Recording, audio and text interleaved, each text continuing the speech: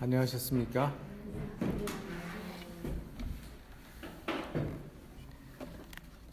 사람이 적지만 진도를 계속 나가겠습니다.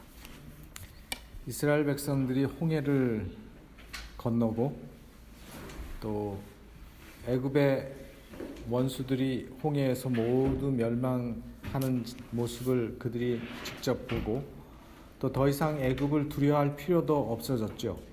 그들을 쫓아오는 사람들이 없어졌으니까. 그리고 가만히 서서 그들은 하나님이 싸우시고 구원하시는 놀라운 구원을 그들의 눈으로 목도했습니다. 그래서 그 애국은 그때 멸망했어요. 그렇죠. 그 이후에 애굽은 힘을 거의 못 얻었죠. 그래서 그 전까지는 애굽이 굉장히 강대국이었는데 그 이후에 애굽은 그렇게 크게, 물론 기름지고 물이 풍부하고 하기 때문에 항상 그런 농산물이나 이런 것들이 있었지만 옛날에 그런 어떤 강대국으로서의 모습은 애굽이 갖추지 못했죠. 이제 그런 상황에서 홍해를 건넌 다음에 얼마나 발길이 가벼웠을까요? 이스라엘 백성들이 얼마나 으쓱하고 얼마나 하나님이 자랑스럽고 얼마나 그들이 하나님을 믿은 게 참 잘했다, 아마 그때만큼 잘 믿었다라는 그 생각을 한 적이 없을 거라고 생각이 되죠. 이제 구름 기둥과 불 기둥의 인도로 그들이 이제 움직이기 시작했습니다. 이제 홍해를 떠났어요. 그런데 여기서 한 가지, 항상 이스라엘 백성들뿐만 아니라 오늘 우리도 그런 어떤 구원과 하나님의 은혜를 경험하고 나서 바로 다음 순간이 많은 경우에 문제가 될 때가 많고 시험에 빠질 때가 참 많고, 희한하게 우리는 바로 어제, 바로 조금 전에 있었던 그 은혜와 감동을 우리가 금방 처하는 어떤 상황에 따라서 그것이 확 변한다는 거예요. 은혜를 받고 감사가 넘치고 하나님을 찬양하다가 작은 것 하나가 눈앞에 딱 기분을 잡치게 하면 그 모든 게 다 사라져 버리는 게 우리라는 거죠. 그 이유가 무엇인가? 어떤 사람들은 같은 상황에서 불평하고 어떤 사람들은 감사하죠. 같은 상황인데 어떤 사람은 감사하는데 어떤 사람은 불평을 하죠. 그 이유가 뭔가? 그 이유가 뭐라고 생각하세요? 사람 성격의 차이? 성격의 차이는 약간이고 더 큰 거는 믿음의 차이라고 밖에 볼 수 없습니다. 그래서 믿음이 없는 사람은 상황에 따라서 감사할 수 있어요. 상황이 좋고 뭔가 좋은 일이 생기고 병이 낫고 복권이 당첨되고 그러면 감사하죠. 그런데 믿음이 없는 사람은 이제 그런 상황이 지나가고 그에게 힘든 상황이 닥치면 그 상황 때문에 감사하지 못하게 되죠. 근데 반면에 믿음이 있는 사람은 상황이 좋을 때도 감사할 수 있고 상황이 좋지 않을 때도 감사할 수 있는 그런 힘이 있어요. 그게 바로 믿음이에요. 그래서 우리는 어떤 사람인가 오늘 말씀을 보면서 우리가 한번 생각해 보시게 되길 바랍니다. 이런 말씀을 제가 제일 먼저 인용을 좀 했습니다. 부조와 선지자 상권 375페이지에 있는 말씀인데,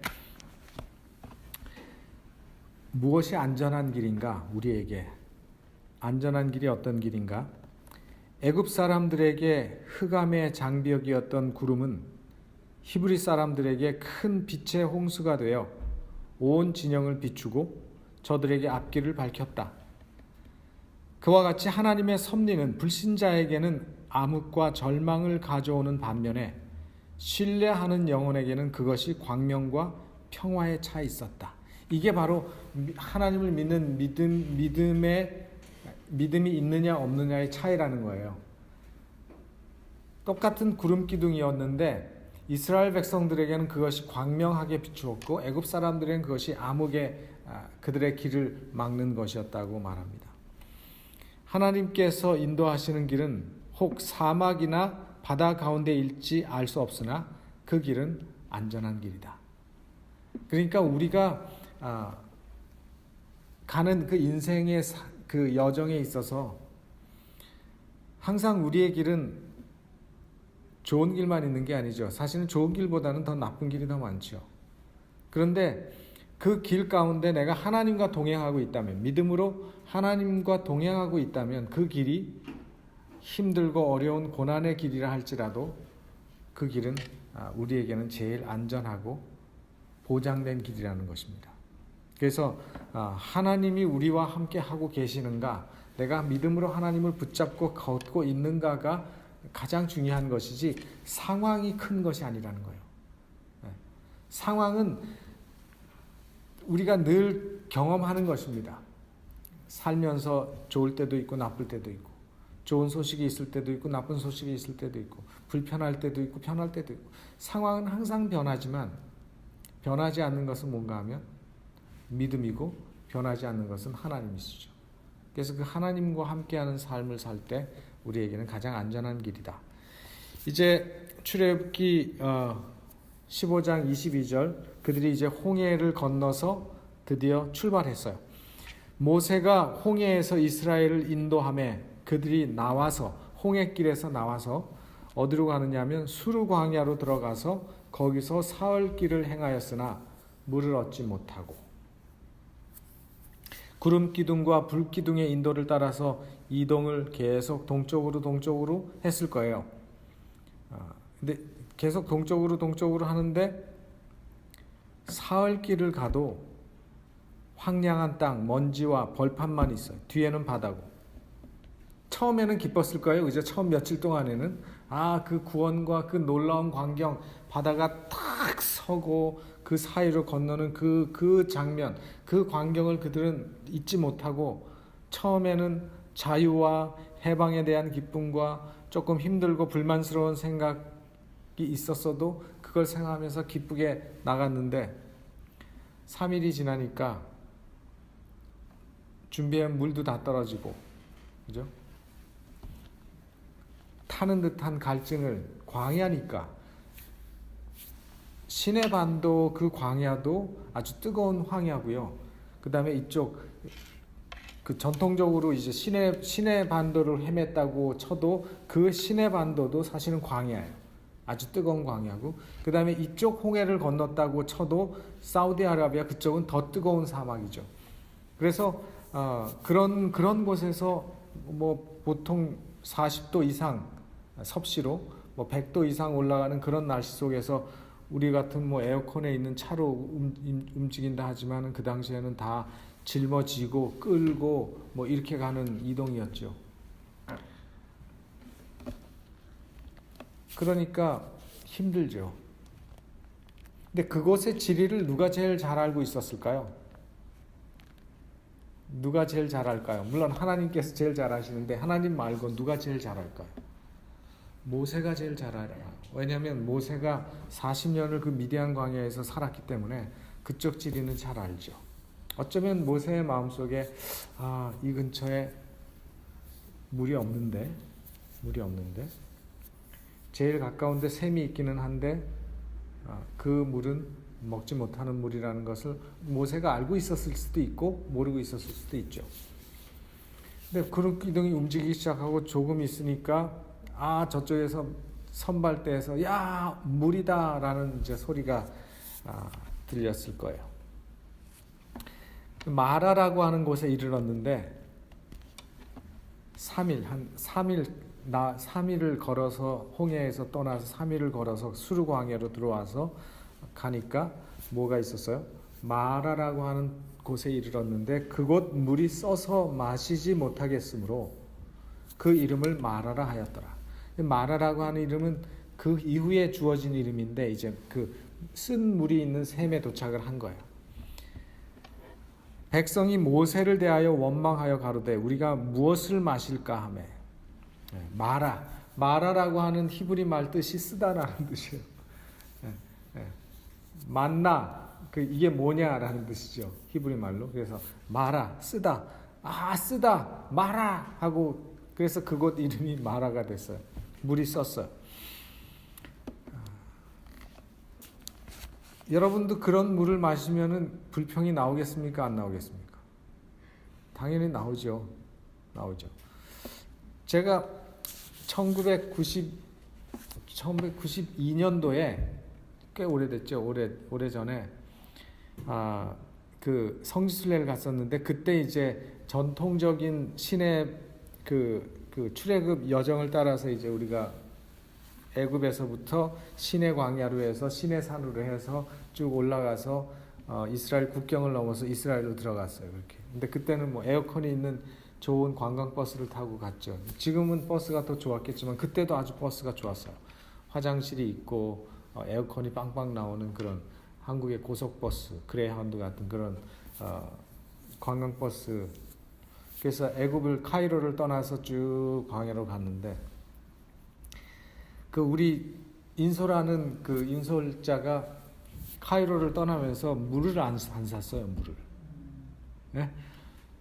물을 안 샀어요. 그때만 해도 한국에 92년도만 해도 한국에서 이렇게 병물이 그렇게 많이 유행이 안 됐었는데 유럽을 오고 그쪽 이 애굽을 오니까 거기는 수돗물을 먹지 못하게 하더라고요. 수돗물을 먹지 못하고 다 여행객들은 병에 물을 사 먹으라고 하는데 그 물을 항상 차에다가 싣고 다니면서 우리한테 물을 하나씩 중간중간에 나눠줬었거든요.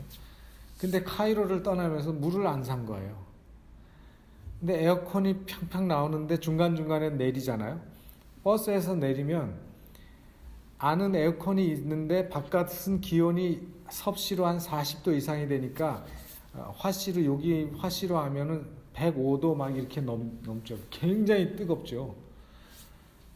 샌들을 신었었는데 제가 모래를 디디면요, 샌들 없이 모래가 이렇게 닿으면 뭐 이렇게 뜨거운 무슨 어디 부뚜막에 내 발이 된 것처럼 깜짝 놀라게 뜨거워요. 그만큼 모래가 뜨거워. 모래 찜질은 할 수가 없어요. 다 화상 입지.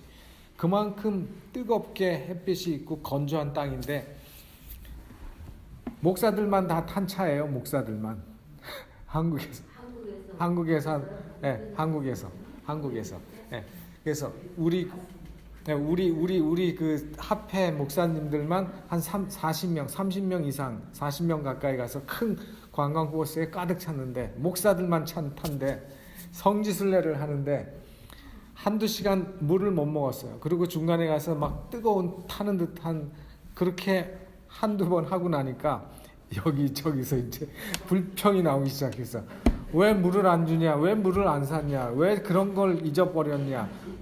왜 그런 거를 그 중요한 걸 잊어버리고 왜 안 샀냐? 뭐 그러면서 이제 앞에 그 인소라는 그 우리 그 리더를 그냥 막 이제 뒤에서 막 불평하기 시작했어.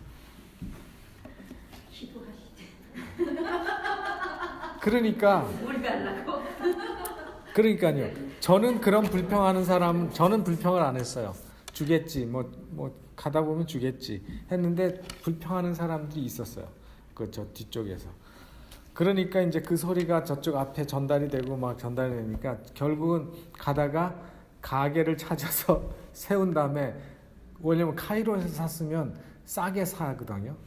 한 병에 1불 정도에 살 수 있는데 이제 그쪽으로 오니까 물값이 훨씬 비싸졌죠. 그래도 불평을 하니까 그 입을 막아야 되죠. 그래서 이제 그 비싼 값에 물을 한 2박스 사서 이제 하나씩 나눠주니까 조용해졌어요.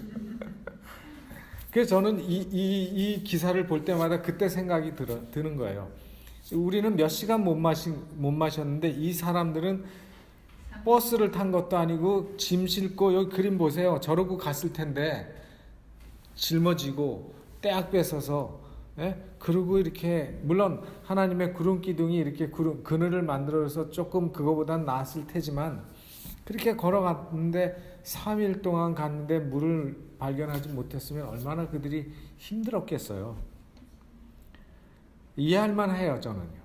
근데 그런 이해할 만하다 할지라도 일단 우리의 입에서 불평이 나오기 시작하면 누가 역사하는가 하면 사단이 역사하기 시작하는 거죠. 그 순간을 사단이 놓치지 않고 역사하기 시작해요. 주변을 다 살펴보죠. 근데 보니까 물이 나올 때는 하나도 없어. 물이 있는 샘은 써서 못 먹고, 주변에는 뭐 잘못하다간 저 옆에는 불뱀이 있고 뭐 독사가 있고 전갈이 있고 그런데 아무데나 가지도 못하고, 이거는 잘못하다간 죽겠는 거죠. 독이 든 물도 있겠고, 의사가 있어요. 뭐 물론 의사도 있었을지 모르죠. 병원도 없는데. 그래서 불평, 기쁨과 구원의 기쁨의 정신으로 걸어왔는데 며칠 물을 마시지 못하니까 그게 싹 가셨어요. 싹 가셔버린 거죠. 홍해를 건널 때는 믿음으로 건넜는데 주저하지 않고 그 바다를 향해서 탁 걸었는데, 그죠? 히브리 11장 29절에 보면 믿음으로 저희가 홍해를 육지같이 건넜는데, 믿음으로.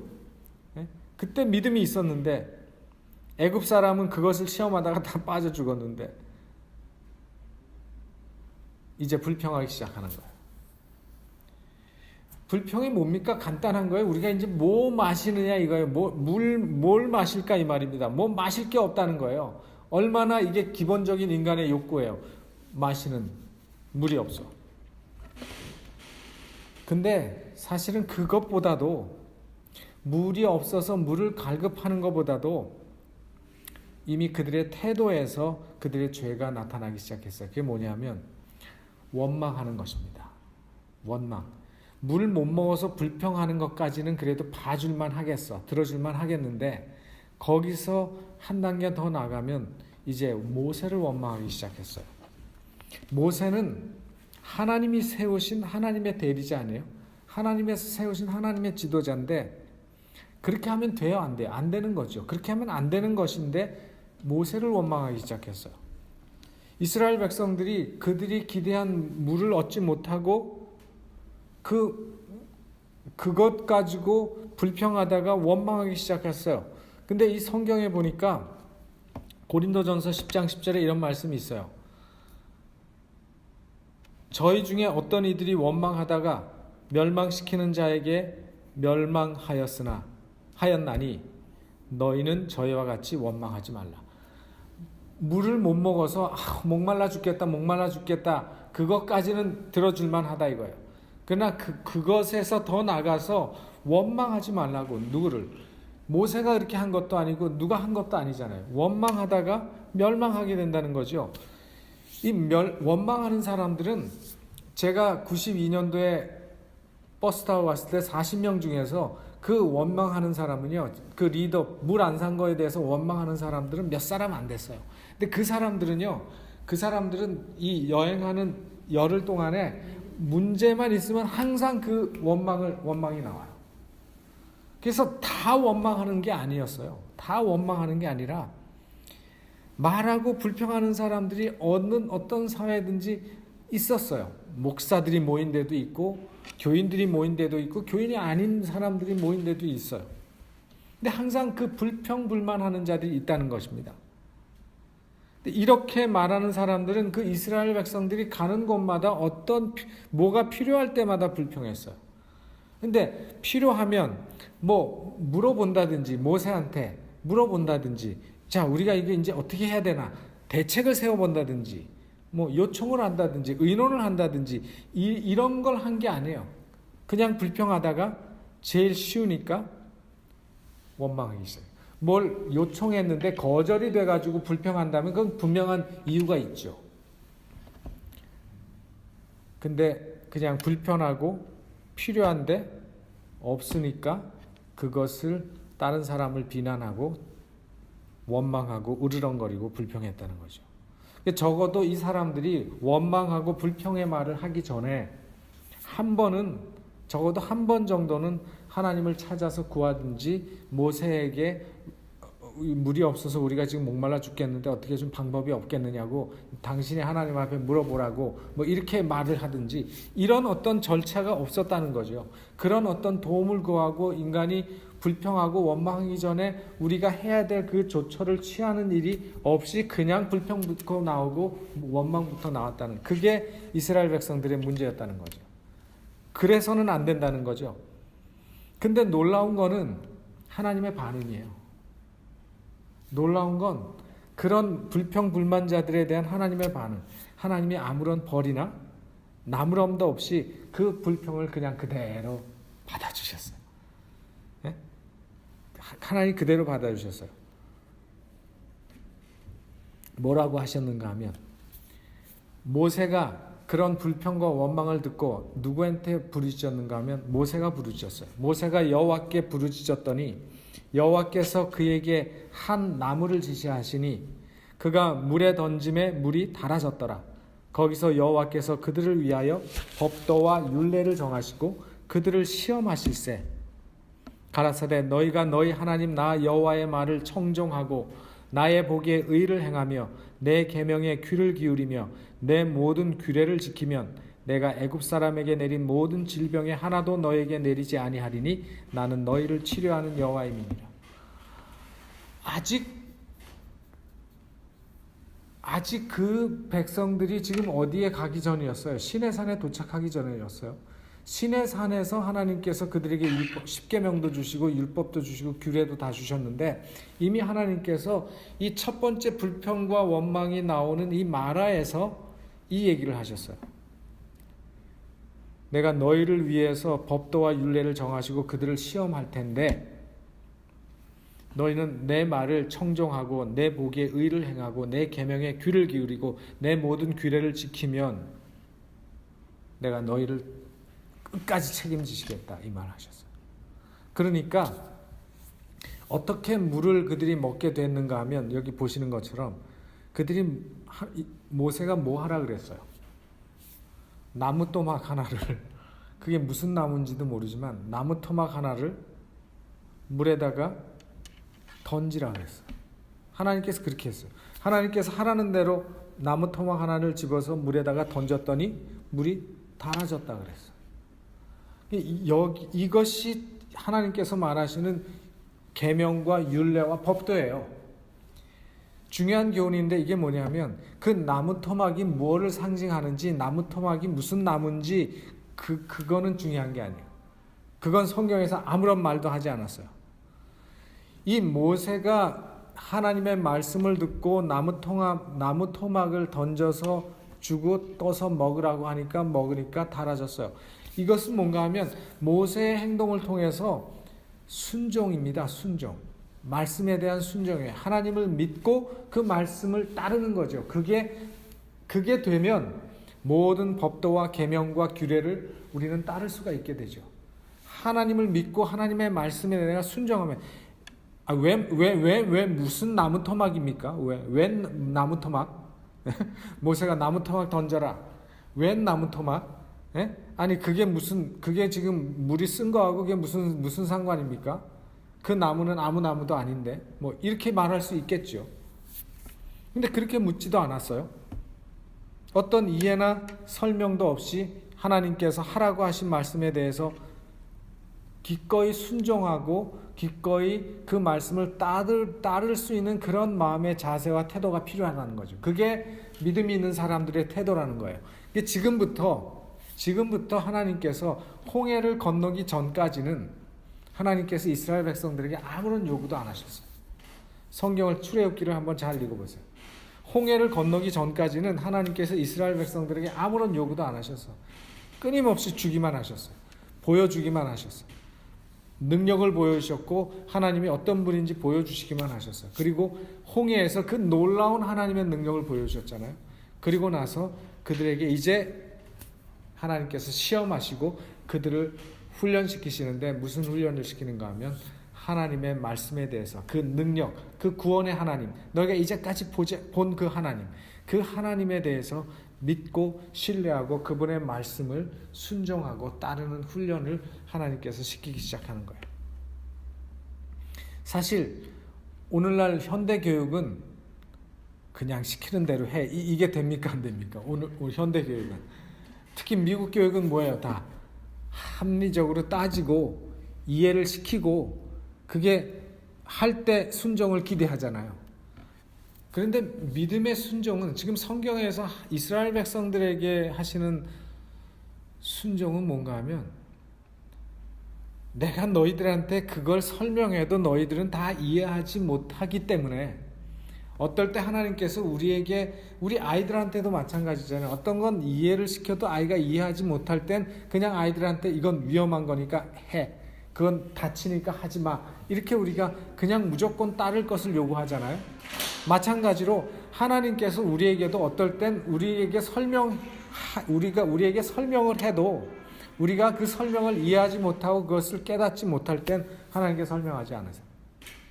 그 나무 토막이 무슨 효과가 있는지 그런 거 아무리 설명해도 과학적으로 설명할 수도 없어요. 또 이것들은 왜 부정한 건지 하나님께서 아무리 설명해도 그 당시로서는 이해할 방법이 없는 거예요. 왜 손을 씻어야 하는지, 왜 옷을 빨아야 되는지 그런 걸 그 당시에 위생적인 관념이 없는 시대의 사람들에게 설명해봤자 그들이 이해하지도 못해요. 그렇기 때문에 하나님은 그 모든 것을 뭘로 요구했는가 하면 종교적으로 얘기했어요. 이건 부정하니까 하지 마. 안 된다는 거예요. 너희들한테 해로우니까 하지 마. 너희들에게 더러우니까 하지 마. 그래서 지금도 마찬가지죠. 우리가 하나님의 말씀을 다 이해하기 때문에 순종하는 게 아니잖아요. 어떤 거는 미래에 어떤 일이 있을지 모르고 우리가 내게 지금 닥친 그 경험이 힘들고 어려운데 그러나 하나님을 믿고 그분이 선한 분이라는 걸 우리가 알기 때문에 그런 상황 속에서도 하나님을 믿고 내가 극복하고 따라가는 거죠. 그게 그런 훈련. 그래서 그렇게 하나님을 믿고 따르는 그 믿음의 훈련을 하나님께서 지금부터 이스라엘 백성들에게 하고 계시죠. 그러니까 그들에게 요구하는 건 뭔가 하면 하나님은 우리를 구원하시고 하나님은 우리에게 모든 것을 채워주시고 공급해 주시는데 그 대신 우리에게 요구하시는 게 뭐냐면 하나님의 말씀에 순종하라는 거죠. 하나님을 믿고 따라오라는 거예요.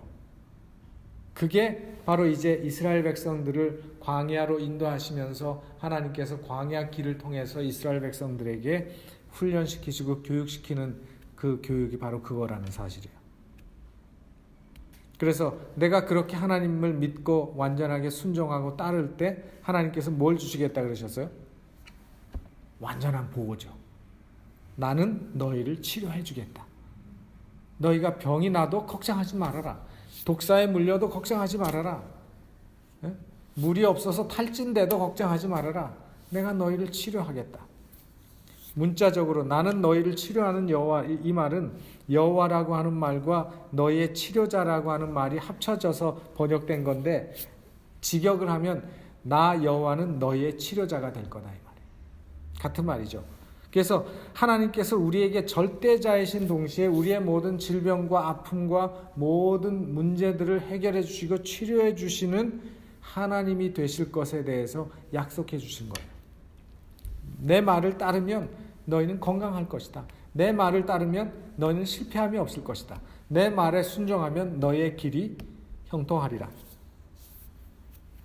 그래서 치료하는 이 말은 히브리 말로 의사라는 의미예요. 라파, 의원, 의사를 의미하죠. 그래서 우리의 의원 되시는 여호와 하나님께서 모든 질병으로부터 우리를 깨끗하게 하실 뿐만 아니라 죽음과 죄, 인생의 모든 문제점에서도 문제들 가운데서도 우리를 해결해 주시는 우리의 치료자가 되실 것이라는 사실이죠. 그래서 쓴물을 회복해 주신 하나님이 광야 그들의 여정 가운데서 그들을 치료하고 고쳐주시는 하나님이시라고 하는 사실을 말씀하셨어요. 그러니까 언제든지 의지할 수 있는 하나님이라는 거죠. 언제든지.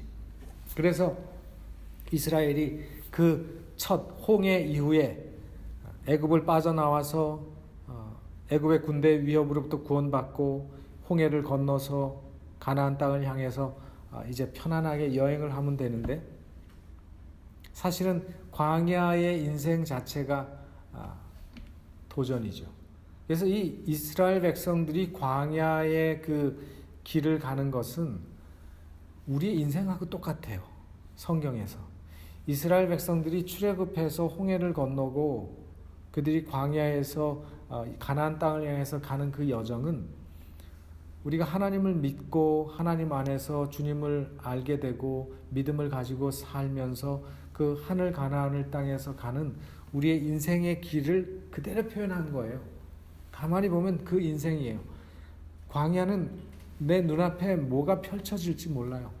도처의 위험과 여러 가지 그 많은 위험들이 도사리고 있는 것이 광야예요. 물도 부족하고 먹는 것도 부족하고 모든 것이 힘든 도전과 문제들이 연속적으로 이어지는 곳이 광야거든요. 근데 그런 광야를 우리가 여행할 때, 그런 인생 광야를 갈 때 우리에게 하나님이 필요하다는 거죠. 이스라엘 백성들에게 물이 필요했어요. 근데 그 물을 하나님이 공급하셨습니까? 하셨어요. 마라에서 물을 달게 해주셨고, 어떨 땐 반석에서 물이 나오게도 하시고, 그들이 배고플 때 하나님께서 먹을 걸 공급하셨습니까? 공급하셨어요. 애굽에서 나온 음식이 다 떨어질만 할 때 하나님께서 만나를 주셨어요. 고기 먹고 싶다고 불평하니까 또 메추라기 떼를 다 주셔서 메추라기 먹게 하셨어요. 하나님께서 만나와 고기를 공급하셨어요. 또 다른 위협이 있었습니까? 많은 위협들이 있었어요. 불뱀이 나타나기도 하고, 또 아말렉이 쳐들어와서 아말렉이 이스라엘 백성들을 찝쩍거리기도 하고, 근데 그럴 때마다 하나님께서 놀라운 방법으로 그들을 지키시고 보호하시고 승리를 해주셨다는 사실입니다. 그들이 그렇게 마라를 떠나서 다시 여행을 하기 시작했는데 15장은 마지막에 이렇게 끝납니다. 그들이 엘림에 이르니 거기 물샘 12과 종려 70주가 있는지라. 거기서 그들이 그 물 곁에 장막을 치니라. 이때가 애굽에서 출애굽한 지 한 달쯤 됐을 때예요. 근데 꽤 멀리 왔죠. 한 달쯤 됐어요. 그래서 광야에서 계속 걷기만 했는데 드디어 여기서 처음으로 출애굽한 이후에 처음으로 그들이 이제 진을 쳤어요. 천막을 치고 좀 쉬었어요. 여기는 굉장히 큰 뭡니까? 종려나무가 70주가 있다고 했으니까 굉장히 큰 오아시스인 거예요. 엘림이라고 하는 굉장히 큰 오아시스에 그들이 도착하고 거기서 머물면서 얼마간의 원기를 하나님께서 회복시키시는 겁니다. 조금 전까지만 해도 목말라 죽겠다, 왜 우리를 인도했냐, 가만히 보세요. 애굽에서 나왔어. 열심히 걸어서 홍해를 건넜어. 홍해를 건넌 다음에 막 춤추고 막 속어치고 막 그랬잖아요. 그리고 하나님을 찬양하고, 그리고 3일 있다가 또 입에서 불평 막 했어. 왜 우리를 인도해 내가지고 다 죽게 하냐, 목말라 죽게 하냐, 말라 죽게 한다고 그랬죠. 이제 엘림에 오니까 또 확 인생이 폈어요. 인생이 또 확 폈어요. 그런 과정을 통해서 그들이 믿음에 대해서 배우고 하나님을 의지하고 순종하는 것을 배워가는 겁니다. 하나님께서 그렇게 교육시키시는데, 하나님께서는 당신의 백성들을 한 계단 한 계단씩 인도하신다 그러셨어요. 한꺼번에 이 수준에 있는 사람을 이렇게 하나님께서 이끌지 않으시고 이렇게 한 계단씩 한 계단씩 인도하신다고 말씀하셨어요. 그는 그들의 마음 가운데 무엇이 있는지를 나타내 보이기 위하여 같지 않은 지점으로 그들을 이끄신다. 어떤 사람은 한 지점에서 시험을 견디나 그 다음 지점에서는 넘어진다. 전진한 모든 지점마다에서 마음을 시험받아 하나님께 보다 가까이 가도록 단련이 될 것이다. 우리가 이렇게 가서 여기서 시험을 받아서 넘어지면 하나님께서 요걸 통과하도록 하기 위해서 또 그 비슷한 곳으로 또 인도하신다는 거예요.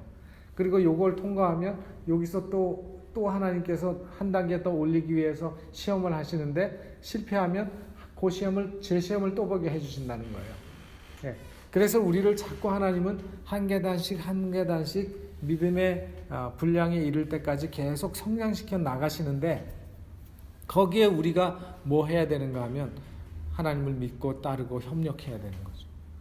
불평하지 말고 그때 내 자신을 돌아보고 하나님 앞에 회개하고 또 하나님의 능력을 구하고, 그래서 한 단계 올라가고, 그렇게 하나님은 우리가 그런 여정을 통해서 훈련받고 교육받아서 믿음으로 성장하는 그런 이스라엘 백성들이 되기를 하나님께서 기대하신 겁니다.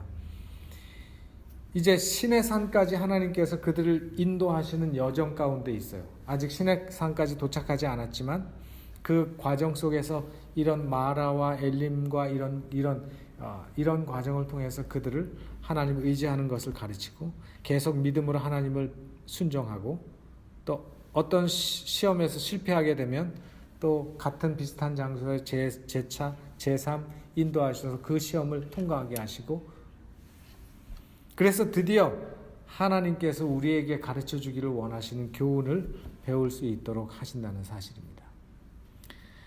그래서 우리의 인생 속에서 지금 나는 어디쯤 와 있는지, 내가 광야 마라에 있는지, 엘림에 있는지, 아니면 시내산에 있는지, 아니면 시내산을 떠났는지, 우리가 우리의 인생 여정을 통해서 내 자신의 위치를 발견하고 또 하나님께서 나를 그 위치에서 인도하시는 하나님의 손길에 따라서 하나님을 의지하고 그 지점에서 한 단계 더 올라갈 수 있는 그런 우리 믿음의 백성들이 다 되어야 하지 않겠습니까?